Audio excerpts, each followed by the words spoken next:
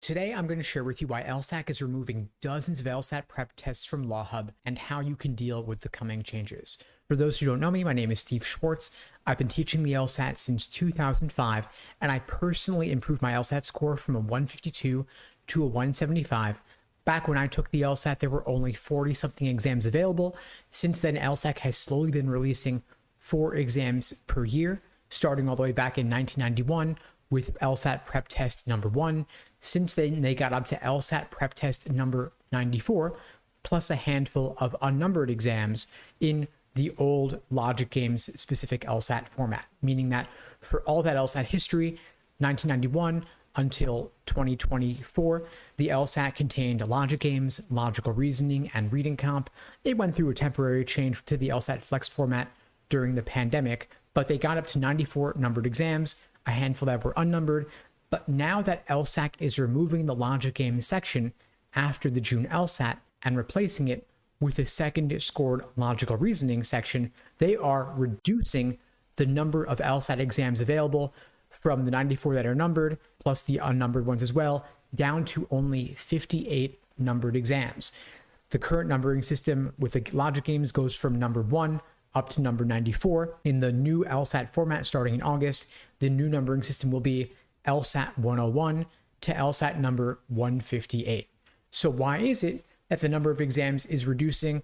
Why don't they just keep the 94 numbered exams as they are and drop the logic game section?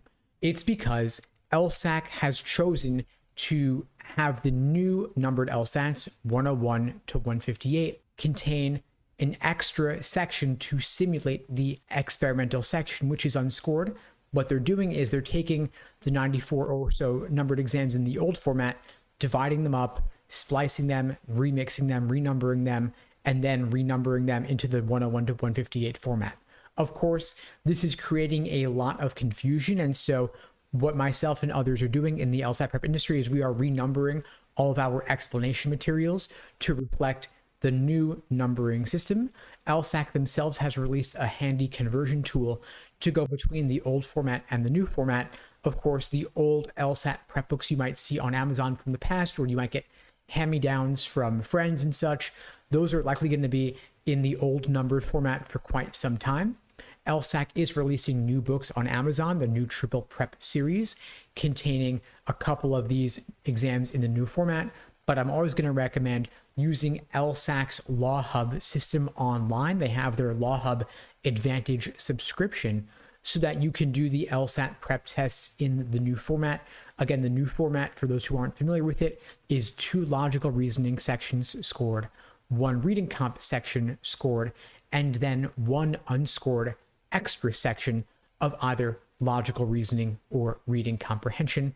No more logic games on the exam, of course, either scored or unscored, and we can expect that LSAC will continue to test out logical reasoning to reading comp in that 2-to-1 ratio, since logical reasoning is going to be 2/3 of the test. So in other words, when you take your official LSAT in August or beyond, there's a 2 out of 3 chance you're going to have logical reasoning as your extra section, and a 1 out of 3 chance you're going to have reading comp as your extra section. And you'll also see this reflected in the LSAT practice tests on LawHub in the new August 2024 format. What this means is that you could potentially have 3 logical reasoning sections back to back on LSAT test day itself, with reading comp either before those 3 or after those 3. That could happen if that's your worst nightmare. Of course, you want to take LSAT practice tests simulating that possibility.